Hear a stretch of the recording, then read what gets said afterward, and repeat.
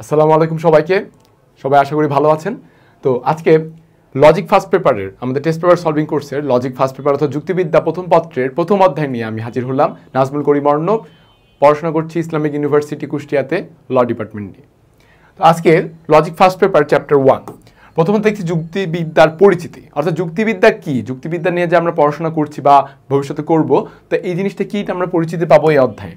প্রথমত আসছে logos. Logos শব্দটির অর্থ কি? লোগোস শব্দটির অর্থ হচ্ছে চিন্তা বা ভাষা। চিন্তা বা ভাষা। পরবর্তী যুক্তিবিদ্যাকে চিন্তামূলক বিজ্ঞান বলা হয় কেন? এখন যুক্তিবিদ্যা একটি আদর্শনিষ্ঠ বিজ্ঞান, অর্থাৎ যুক্তিবিদ্যার মূল উদ্দেশ্যই হচ্ছে যে অবৈধ যুক্তি থেকে বৈধ যুক্তির পৃথকীকরণ। ঠিক আছে, অর্থাৎ যুক্তিবিদ্যাকে চিন্তামূলক বিজ্ঞান কেন বলা হচ্ছে? কারণ চিন্তামূলক বিজ্ঞান এই কারণে বলা হচ্ছে যে একটি মানুষকে সুশৃঙ্খলভাবে জীবনযাপনের জন্য বা সঠিকভাবে জীবনযাপনের জন্য সুশৃঙ্খল চিন্তা ভাবনা করতে হয়, তাকে সুশৃঙ্খলভাবে ভাবতে হয়, অনেক কিছু ভেবে চিন্তে পরিকল্পনা করে কাজ করতে হয়, যুক্তি খাটিয়ে কাজ করতে হয়, যেটি আমাদের জীবনে বাস্তব জীবনে আমরা দেখি যুক্তি খাটিয়ে কাজ করার ওই অপর নামটি হলো যুক্তিবিদ্যা চিন্তামূলক বিজ্ঞান। আমরা এখানে লক্ষ্য করতে পারছি বলা হচ্ছে যে যুক্তিবিদ্যা হলো চিন্তাকে সুশৃঙ্খলভাবে করার বিদ্যা। অর্থাৎ যুক্তিবিদ্যা আমরা যে চিন্তা করি আমাদের চিন্তাটাকে সাজিয়ে গুছিয়ে সুশৃঙ্খলভাবে উপস্থাপন করে যুক্তিবিদ্যা। তাই যুক্তিবিদ্যা চিন্তা সংক্রান্ত একটি বিজ্ঞান। বর্তমানে যুক্তিবিদ্যাকে সবিচার অনুধানমূলক চিন্তার সাথে যুক্ত বলে অভিহিত করা যেতে পারে। অর্থাৎ যুক্তিবিদ্যাকে চিন্তামূলক বিজ্ঞান এসব কারণেই বলা হয়। ওকে, পরবর্তীতে আমরা জানতে পাচ্ছি যে রিমা একাদশ শ্রেণীতে মানবিক বিভাগে ভর্তি হয়েছে। সে জানলো যে মানবিক বিভাগে একটি মজার বিষয় রয়েছে যেখানে যার লক্ষ্য হচ্ছে সত্যকে প্রতিষ্ঠা করা এবং তা আদর্শমূলক একটি বিজ্ঞান।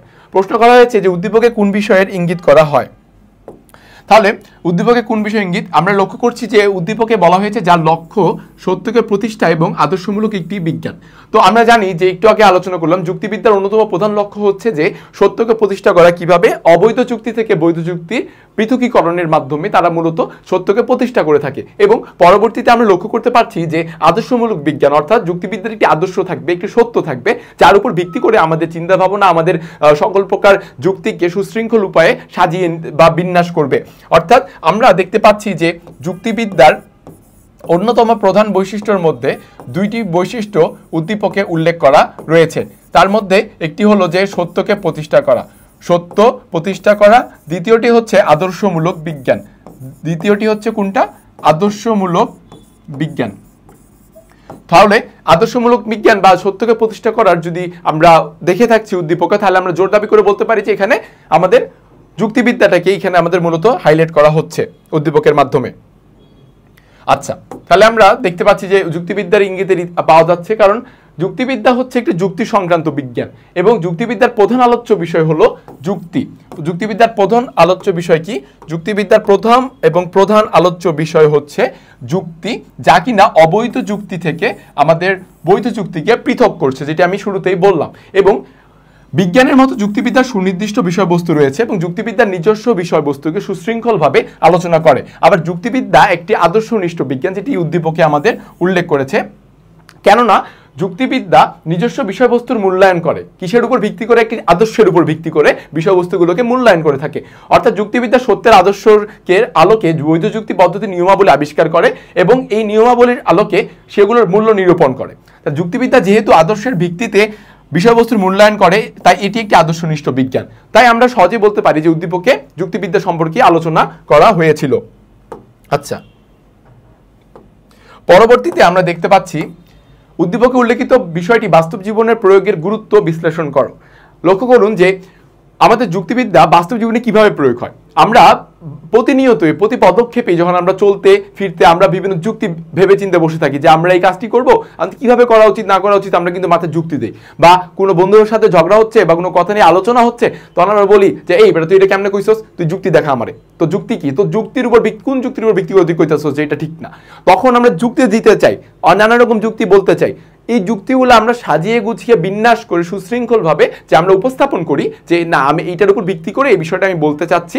অর্থাৎ এটাই হচ্ছে আমাদের যুক্তিবিদ্যার বাস্তব জীবনের প্রয়োগের মধ্যে অন্যতম একটি প্রয়োগ। কারণ আমরা জানি যে যুক্তিবিদ্যার অন্যতম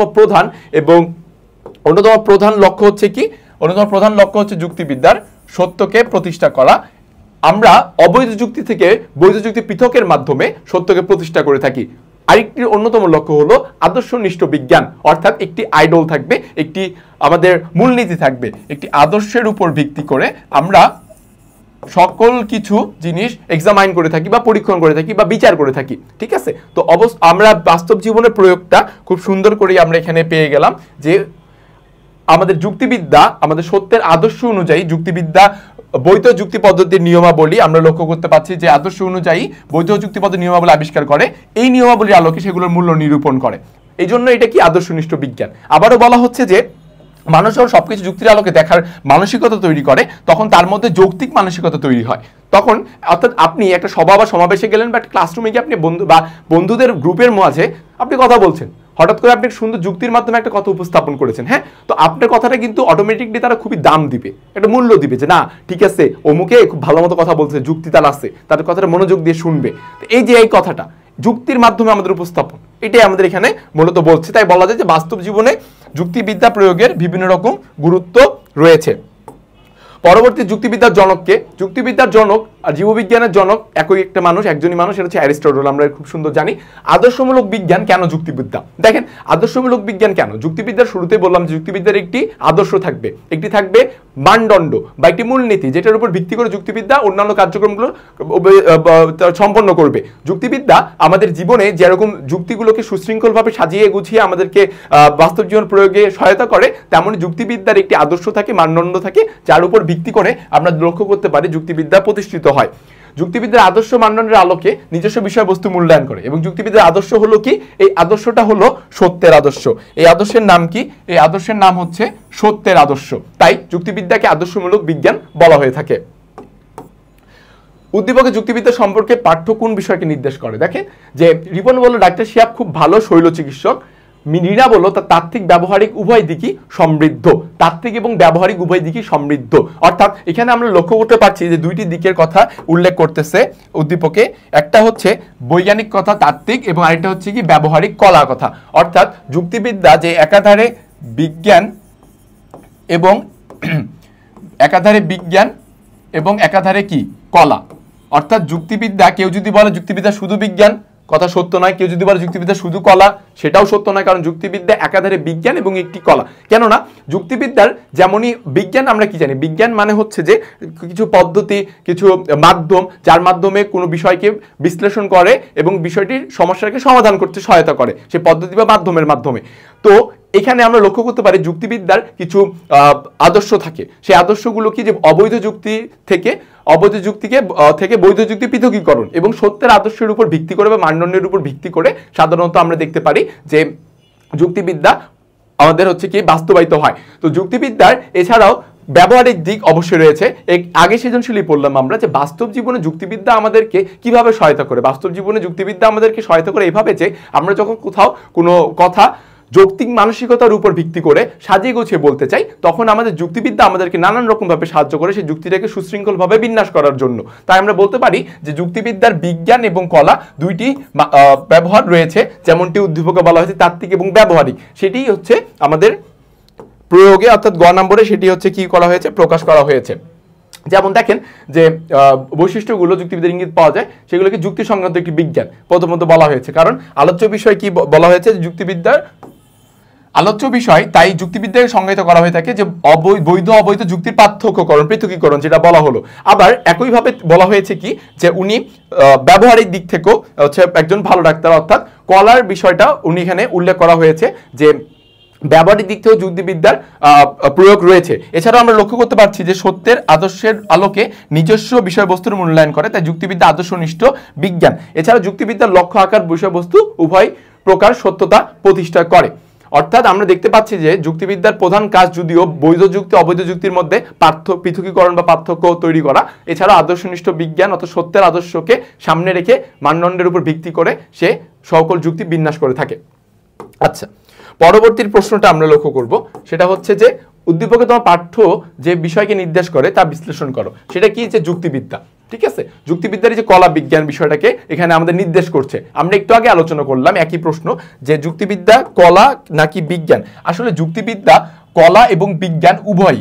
কিভাবে? এই যুক্তিবিদ্যা কলা বিজ্ঞান উভয়ই, যে বললাম বিজ্ঞানের যেরকম আমাদের পদ্ধতি রয়েছে, বিজ্ঞানের যেরকম পদ্ধতি বা মাধ্যমের মাধ্যমে যুক্তিবিদ্যা কাজ করে থাকে, বিজ্ঞানের মতো যুক্তিবিদ্যার আলোচনা পদ্ধতি সুশৃঙ্খল, সুবিন্যস্ত বা সুশৃঙ্খল, তেমনি কলা বিদ্যা হলো বিশেষ জ্ঞানকে বাস্তবে প্রয়োগ করা। তার মানে যুক্তিবিদ্যার আকারগত বিজ্ঞান হিসেবে বৈধ যুক্তির কিছু নমুনা প্রদান করে। আবার যুক্তিবিদ্যা কি করেছে, বৈধ অবযুক্তির পার্থক্যকরণের মাধ্যমে বাস্তবেও আমাদের কিছু নিয়মকানুন শিক্ষা দিয়ে থাকে, তাই না? তো বলা যাইতেই পারে যে যুক্তিবিদ্যা কলা এবং বিজ্ঞান উভয়, যেটা পূর্বের সৃজনশীলে আমরা আলোচনা করলাম, তাই না, বা পূর্বের প্রশ্নে আমরা আলোচনা করলাম।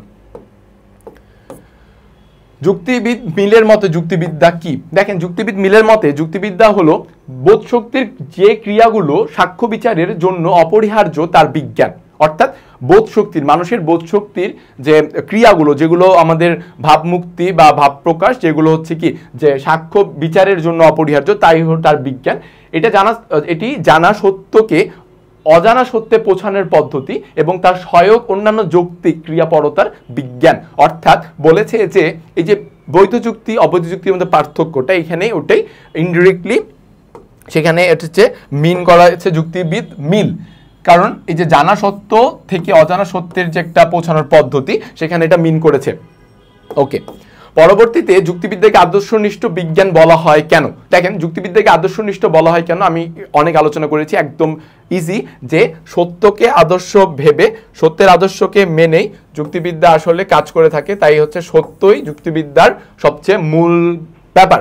ওকে, দৃশ্যকল্প 2 এর বিষয়টি যুক্তিবিদ্যার স্বরূপের কোন দিকটির সাথে সাদৃশ্যপূর্ণ?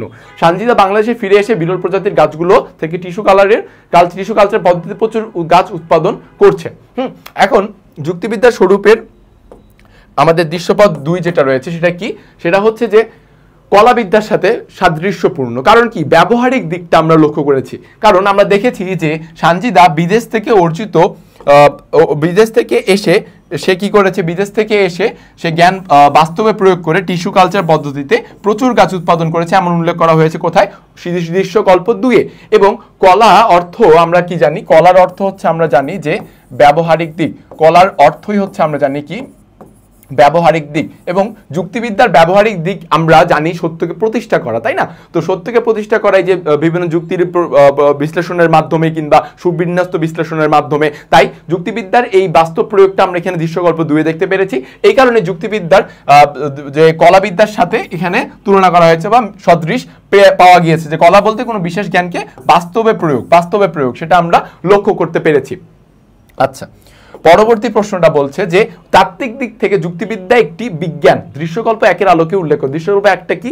যে আমেরিকার নর্থ ডাকোটা স্টেট ইউনিভার্সিটিতে অ্যাগ্রো টেকনোলজিতে পড়েছে এবং এখান থেকে গাছের সজীব কোষ থেকে টিস্যু কালচার পদ্ধতিতে একই প্রজাতির অনেক গাছ উৎপাদন করার বিষয়ে সুশৃঙ্খল জ্ঞান অর্জন করেছে।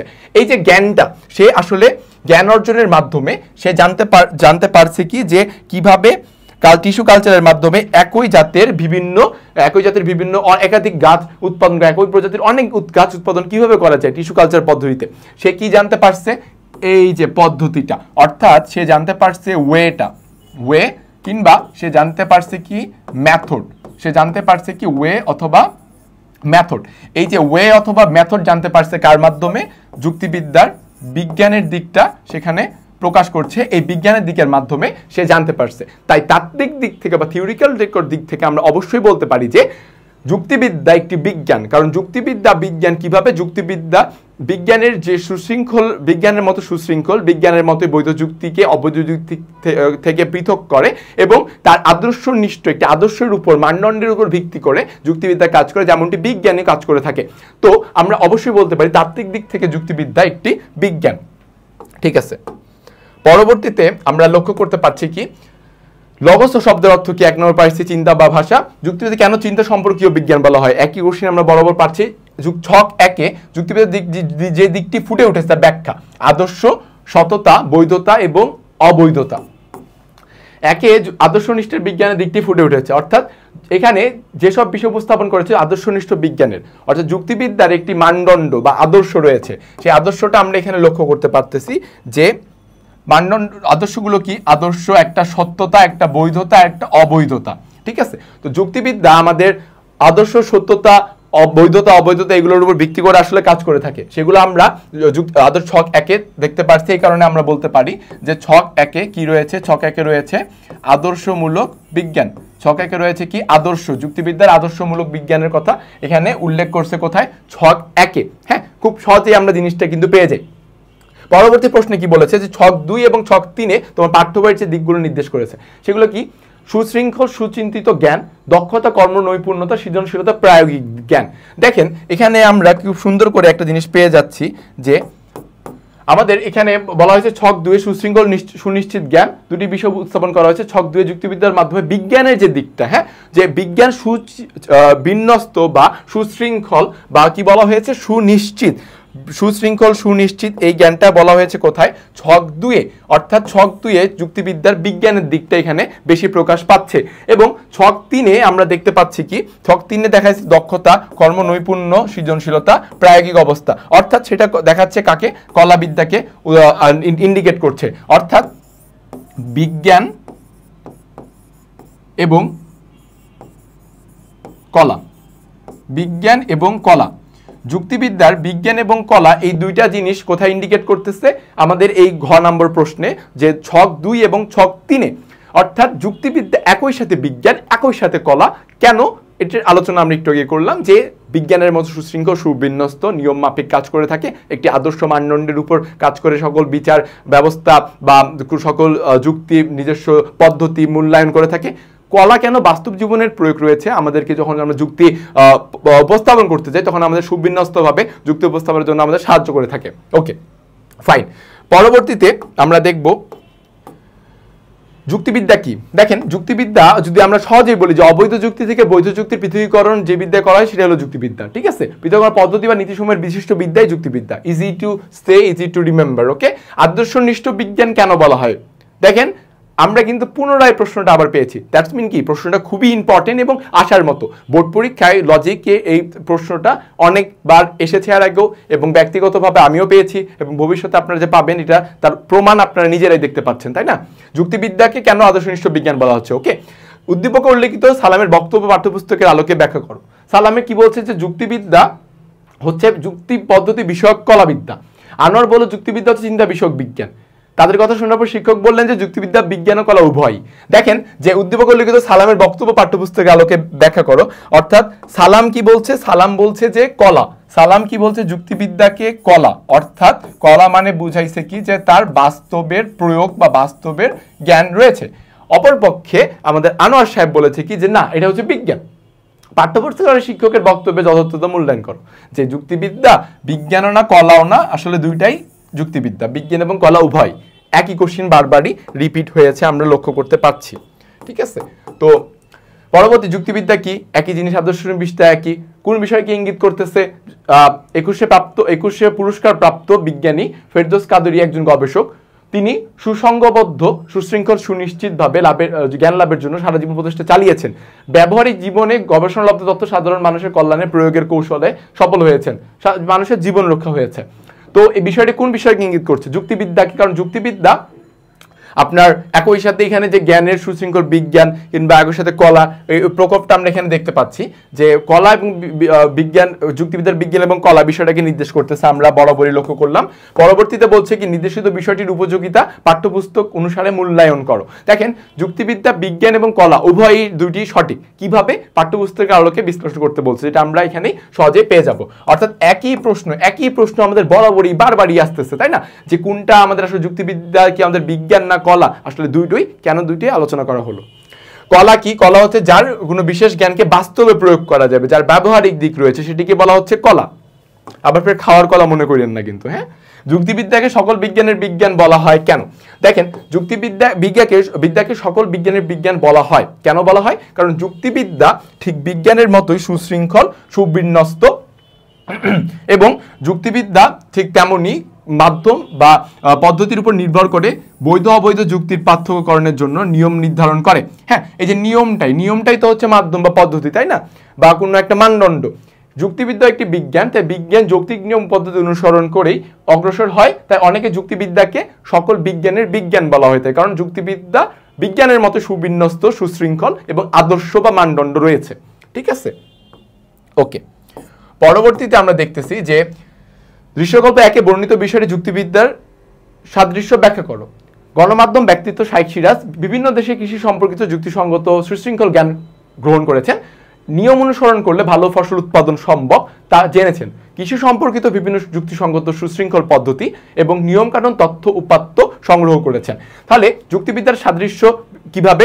বিজ্ঞানের সাথে, তাই না? কারণ উনি হচ্ছে কি জ্ঞান আহরণ করেছেন। এইটার উত্তর কি হবে? যে উনি হচ্ছে বিজ্ঞানের সাথে যুক্তিবিদ্যার যে বিজ্ঞানটা রয়েছে সেটার সাথে হচ্ছে উনি সাদৃশ্য, কারণ উনি হচ্ছে কি জ্ঞান আহরণ করেছেন, কিভাবে সুশৃঙ্খলভাবে সুবিন্যস্তভাবে চাষাবাদ করলে ফসল ভালোভাবে উৎপাদন হবে, ভালো অধিক পরিমাণে উৎপাদন হবে, এই জিনিসগুলো উনি বাইরের দেশে গিয়ে জানতে পেরেছেন এবং সেটি এখানে বলা হয়েছে। দৃশ্যকল্প 1-2 কি বলছে? তার তথ্যপাত্রগুলো ব্যবহার করে কিভাবে প্রয়োগ করে গণমাধ্যমে প্রচার করেছেন এবং সেটাই ব্যবহার করে কি ছাদ কৃষিতে তার উজ্জ্বল দৃষ্টান্তকে ব্যবহার করে অনেক মানুষ উপকৃত হয়েছে, গ্রামের প্রত্যন্তরের কৃষকরা উপকৃত হয়েছে। দৃশ্যকল্প 1 এবং 2 যুক্তিবিদ্যার পরিপূর্ণ স্বরূপ নির্দেশ করো। দেখেন যুক্তিবিদ্যা আবারও একই জিনিস, বিজ্ঞান এবং কলা এই দুইটি জিনিসই বারবার এখানে উল্লেখ করা হচ্ছে, ঠিক আছে? আমরা সেটা জানি। ওকে, ফাইন।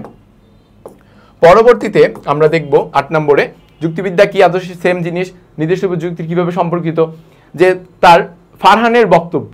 ফারহানের কথা ফারহান কি বললো? যে কোনো বিষয়ে নির্ধারিত এবং সুশৃঙ্খল পদ্ধতি। ফারহান বলল নির্ধারিত এবং সুশৃঙ্খল যে পদ্ধতিটি রয়েছে, নিয়মকানুন রয়েছে, প্রথমেই তা তোমাকে জানতে হবে, অর্থাৎ বিজ্ঞান। মুশফিক ফারহানের বক্তব্যে নির্দিষ্ট বিষয়ের সাথে যুক্তিবিদ্যার পারস্পরিক সম্পর্কটা কি? ফারহান বলল, মুশফিক বলল বিষয় কেবলমাত্র পদ্ধতি নিয়মকানুন জানলেই হবে না, নিয়ম বাস্তবে প্রয়োগ। সেম কনসেপ্ট ভাইয়া, পুরা সেম কনসেপ্ট, কলা বিজ্ঞান কলা বিজ্ঞান কলা বিজ্ঞান, এক অধ্যায় থেকে মূলত এইটাই আসে। হ্যাঁ, তো আমরা যেটা লক্ষ্য করতেছি যে এক অধ্যায় সৃজনশীলের যেটা আমাদের রয়েছে সেটা সম্পূর্ণভাবে মিল পাচ্ছি কোথায়? কলা না বিজ্ঞান, কলা না বিজ্ঞান, এটার উপরে, ঠিক আছে? যেমন দেখেন স্বরূপের কোন নির্দেশ যুক্তিবিদ্যা কর্মকাণ্ডে রাসেলের। তাহলে আমরা দেখি যে সোয়েলের কাণ্ডটা কি, প্রথমত দেখি। নতুন বিষয় আবিষ্কার করার জন্য বিষয় নিয়ে পড়ালেখা করে, সেটা হচ্ছে স্মরণীয় কাজ করে বাস্তবে। দেখেন আবার ঘুরে ফিরে আমাদের একই জিনিসই আসতেছে ঘুরে ফিরে আমাদের। অনুমান কি? এটা একটা ভিন্ন বিষয়। অনুমান কি? আমাদের এটা অনুমানটা ভবিষ্যতে একটা চ্যাপ্টারে রয়েছে, যে অবৈধ যুক্তি থেকে আমাদের এটা তো অনুমান জিনিসটা কি? কোনো কিছু কল্পনা করা কি অনুমান বলা হচ্ছে, তাই না? এটা আমরা জানি। তো জানা থেকে অজানাতে কল্পনা করা, জানা থেকে অজানাতে কোনো কিছু ভাবা বা কল্পনা করা কি বলা হচ্ছে? অনুমান, ঠিক আছে? তো অনুমানের কথাটা আমরা এরকম জানলাম যে ফ্রম জানা টু অজানা, ঠিক আছে? ফ্রম জানা টু অজানা উইচ ইজ অনুমান। সেটা কি আমরা জানি বলেন তো? সেটা হচ্ছে জানি আমরা অনুমান, তাই না? ফ্রম জানা টু অজানা, সেটাই হচ্ছে অনুমান। ওকে, তো সানিয়াদের বিভিন্ন তত্ত্ব শেখার মাধ্যমে যুক্তিবিদ্যার কোন দিকটি প্রকাশ পেয়েছে, এবং যুক্তিবিদ্যার স্বরূপের আলোকে সানিয়াদের কৃতকর্মের মূল্যায়ন। প্রথমত জ্ঞান নিছে, পরবর্তীতে বাস্তবে প্রয়োগ করছে, কলা বিজ্ঞান একই। এখন লক্ষ্য করুন যে তাইলে যুক্তিবিদ্যার এইসব যে আমরা আজকে যে পড়লাম, যে প্রথম অধ্যায়টা যুক্তিবিদ্যার পরিচিতি, সেটার মূল এবং প্রধান আলোচ্য বিষয় হচ্ছে যে যুক্তিবিদ্যা কি কলা নাকি বিজ্ঞান নাকি উভয়, এটাই ব্যাখ্যা করতে হবে। দ্যাটস ইট, আর কিছু না। বিজ্ঞান হলে কি? তার সুশৃঙ্খল সুনিশ্চিত নিয়মকানুন থাকবে, পদ্ধতি থাকবে এবং একটি আদর্শ থাকবে, মানদণ্ড থাকবে, যেটি যুক্তিবিদ্যার আছে। কলা অর্থ কি? তার অর্থ হচ্ছে ব্যবহারিক দিক, যা বাস্তবে প্রয়োগ করা যায়, সেটি থাকবে। অর্থাৎ কলার ব্যবহারিক দিক থাকবে, যেমন যুক্তিবিদ্যা রয়েছে। অর্থাৎ যখন আমরা কোনো কথা যুক্তিতে উপস্থাপন করতে চাই বা বলতে চাই, তখন যুক্তিবিদ্যা আমাদের প্রচুর সাহায্য করে। যেমন এই যে আমি তোমাদের এখন বর্তমানে ক্লাস নিচ্ছি, আমি কথাগুলোকে যখন গুছিয়ে বলতেছি, বিন্যস্ত করে বলতেছি, তখন হচ্ছে আমাদের কি বিজ্ঞান পাশাপাশি কলারও আমি সাহায্য নিয়ে দুটি সংমিশ্রণে আমি তোমাদের ক্লাসটিকে সুবিন্যস্ত বা সুশৃঙ্খলভাবে নিতে পারছি বা যুক্তি প্রদান করতে পারতেছি আমার কথার ভিতরে। কারণ সৃজনশীলে যে উত্তরটা দেওয়া রয়েছে, সেই উত্তরটা ছাড়াও আমি আরো অনেক যুক্তি দিয়েছি যুক্তিবিদ্যার এই পরিচিতি প্রথম অধ্যায়টির উপর। এই যে বাস্তব জীবনের সাথে একটি প্রয়োগ রিলেট করতে পারছি কিন্তু আমরা, তাই না?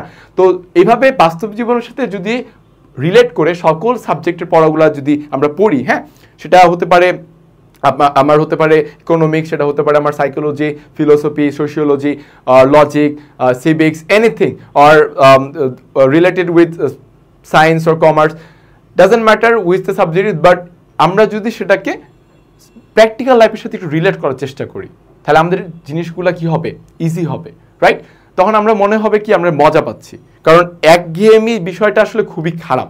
একঘেয়েমি বিষয়টা আসলেই খারাপ। কারণ আমরা এই যে মানবিক বিভাগে যারা আমরা পড়ালেখা করি, অনেকেই ভাবি যে মানবিক বিভাগে খালি লিখতে হয়, প্রচুর লিখতে হয়, প্রচুর লিখতে হয় এবং প্রচুর পড়া।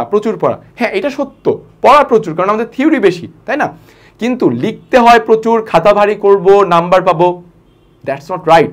কারণ কি, যে যুক্তিবিদ্যা বলেন বা সিভিক্স বলেন, ইকোনমিক্স বলেন, যাই বলেন না কেন, মানবিক বিভাগের যে সকল বিষয় রয়েছে সে সকল বিষয়ের পরীক্ষার খাতায় উত্তরপত্রে আমরা যখন উত্তর লিখব, আমরা যদি টু দ্য পয়েন্ট উত্তর লিখে আসি, হ্যাঁ, যতটুকু চেয়েছে। ফর এন এক্সাম্পল আমি যদি বলি যে বঙ্গবন্ধুর ঐতিহাসিক 6 দফা ব্যাখ্যা করো বলেছে। এখন আমরা 6 দফা ব্যাখ্যা করো আমরা যদি তার আগে লিখি যে 1966 সালের 5-6 ফেব্রুয়ারি লাহোরে অনুষ্ঠিত এক জনসভায় বঙ্গবন্ধু শেখ মুজিবুর রহমান 6 দফা দাবি উপস্থাপন করেছিলেন, যা নিম্নে দেওয়া হলো। পরবর্তীতে আমরা যদি 6টা দফা সুন্দর করে লিখে জাস্ট ব্যাখ্যাটা করে দেই, আমার মতে কি যে তার চেয়ে বেশি দরকার হয় না, সেটাই যথেষ্ট। এটি আমি আসলে আমার নিজের ব্যক্তিগত জীবন থেকেই বললাম। আমি যখন ইন্টারমিডিয়েটে সিভিক্স পরীক্ষা দিই, তো সেই সময় আমি নিয়ত করে গেছিলাম যে পরীক্ষা হলে ঢোকার আগে আমি টু দ্য পয়েন্ট আর এক্স্যাক্ট জিনিসগুলো আমি লিখবো, তার বাইরে লিখবো না। এবং আলহামদুলিল্লাহ আমি আমার পর্যাপ্ত পরিমাণের, মানে আশার চেয়েও বেশি নাম্বার পেয়েছি। আল্লাহর কাছে অশেষ শুকরিয়া যে আমি নাম্বার ভালোই পেয়েছি, যার ফলে আমার ইন্টারমিডিয়েট স্কলারশিপও আমার ছিল। ঠিক আছে, তো আমি এই বিষয়গুলোতে আসলে বিশ্বাসী যে অতিরিক্ত খাতার ওজন বাড়ানোর কোনো দরকার নেই। টু দ্য পয়েন্ট, যা চেয়েছে তাই দিয়ে আসো, ইনশাল্লাহ তোমার লেখা যদি অথেন্টিক হয়, লজিক্যাল হয়, তোমাকে নাম্বার পাওয়া থেকে কেউ আটকাবে না। ঠিক আছে, তো এই হচ্ছে ঘটনা। আচ্ছা, তো যুক্তিবিদ্যার পরিস্থিতি প্রথম অধ্যায় থেকে যা আলোচনা করা হলো, আলোচনাগুলোর ভিতরে এই আলোচনাগুলোই সবচেয়ে গুরুত্বপূর্ণ। যুক্তিবিদ্যা কি, কাকে বলে, কল্যাণ বিজ্ঞান, এগুলোই। তো এই অধ্যায়টা থেকে অ্যান্সার করাটা আসলে ফরজ। কেন জানেন? কারণ হচ্ছে খুবই সহজ একটা অধ্যায়, যদি কেউ মিস করে না তার আসলে সে প্রচুর পস্তাবে, এক কথায় শেষ। হ্যাঁ, তো ভালো মতো পড়াশোনা করো, এই অধ্যায়টা প্রিপারেশন নাও। আনটিল দেন, গুড বাই, ভালো থেকো।